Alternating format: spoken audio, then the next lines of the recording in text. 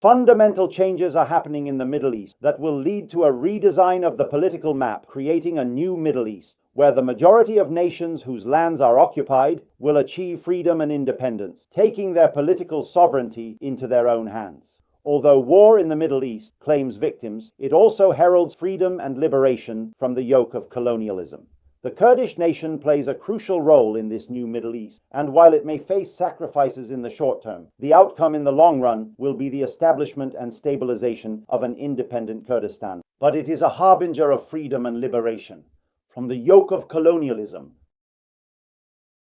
The Kurdish nation plays a fundamental role in the new Kurdistan region, and although it may make sacrifices in the short term, the long-term benefit will be the establishment of an independent Kurdistan state.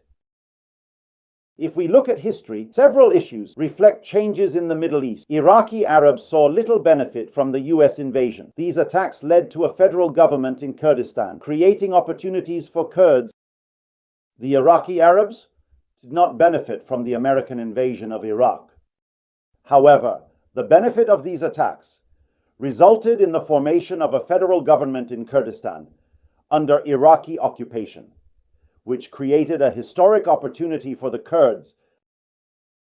The Arab Spring didn't benefit the Arab community and impacted Arab society negatively. However, the Kurds found the situation favorable. Kurds were even denied identification documents.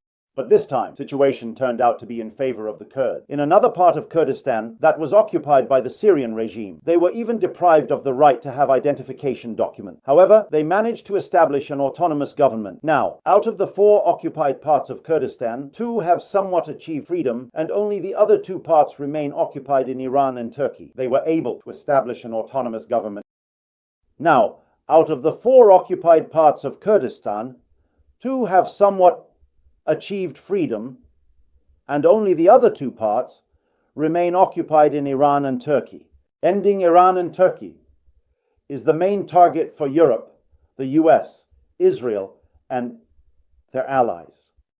Israel's attacks on Iran's proxies, including Hezbollah, Hamas, the Houthis, and recently the fall of Bashar al-Assad's regime, are all aimed at reducing Iran's influence in the region, ending the Iranian Shia hegemony, and ultimately weakening this regime to bring about its downfall.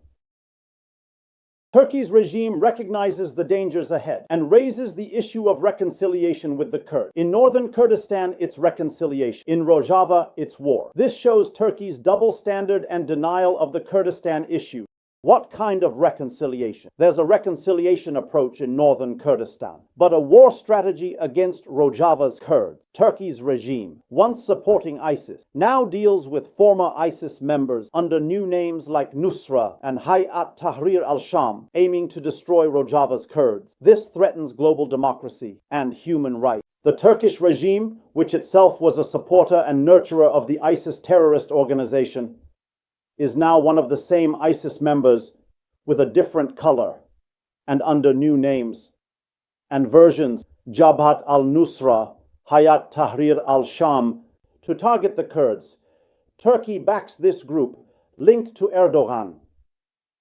This threatens democracy and human rights, like Hamas, Hezbollah, and Iran. We urge the US, Israel, Europe to oppose Turkey's encroachments on Rojava, given the Kurds' critical situation. Don't abandon those who fought ISIS and are key allies. In this regard, we call on the US, Israel, Europe, and all allies in the coalition against ISIS and state terrorism to take a serious stance against the Turkish regime's encroachments on Rojava, considering the sensitive and critical situation of the Kurdish people, and to prevent this regime from intervening in the region.